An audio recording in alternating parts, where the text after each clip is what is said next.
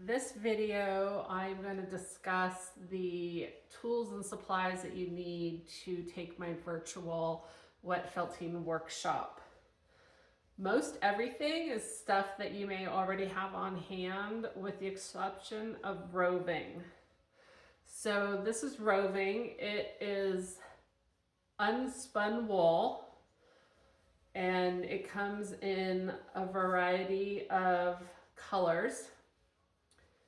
And it also comes undyed if you want the natural look. But roving can be purchased at your local yarn store or online.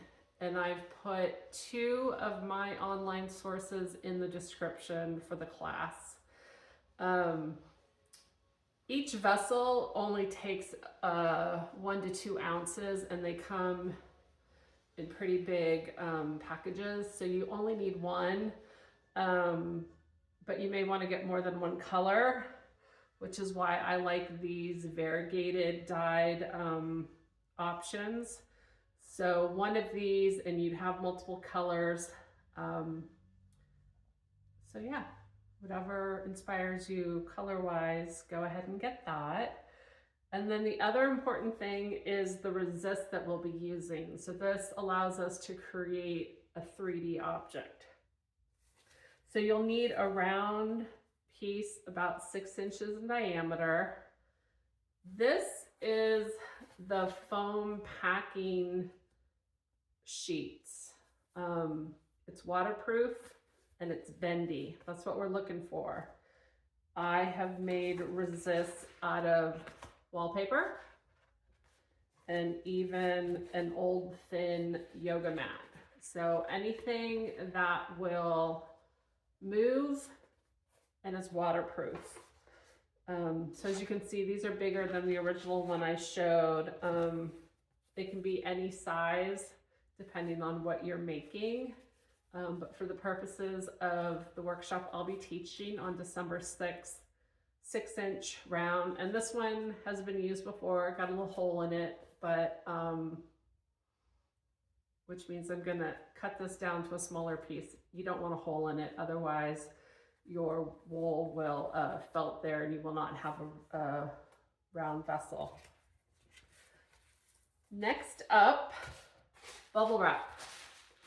So you need a piece that you can double over and have your resist fit inside of it.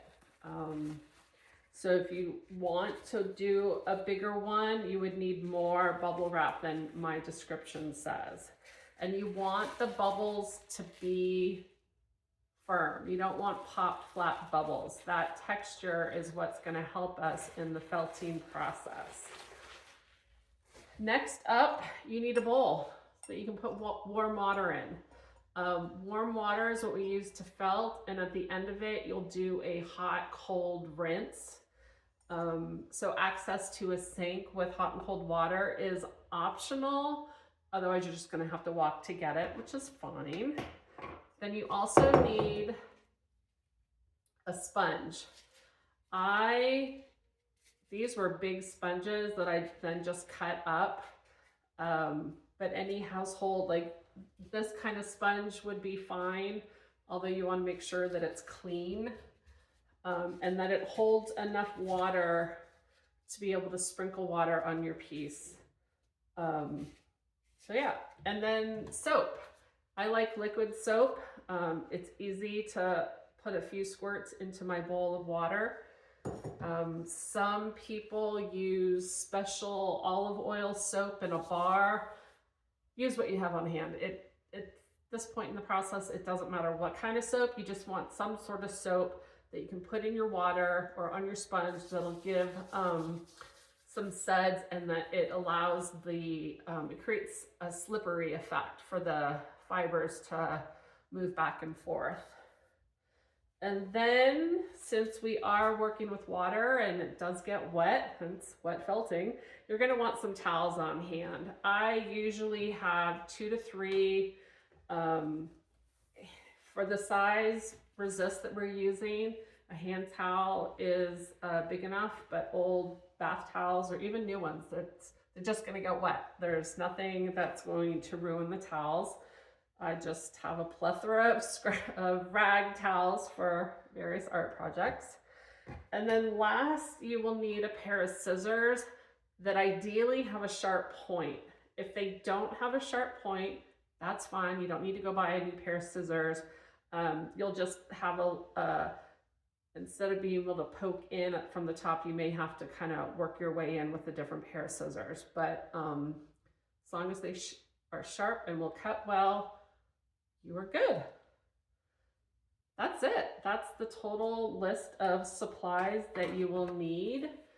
I hope this answers any questions that you may have. And if you still have more, feel free to reach out. And I look forward to creating wet felted vessels with you virtually in my online workshop. Thanks.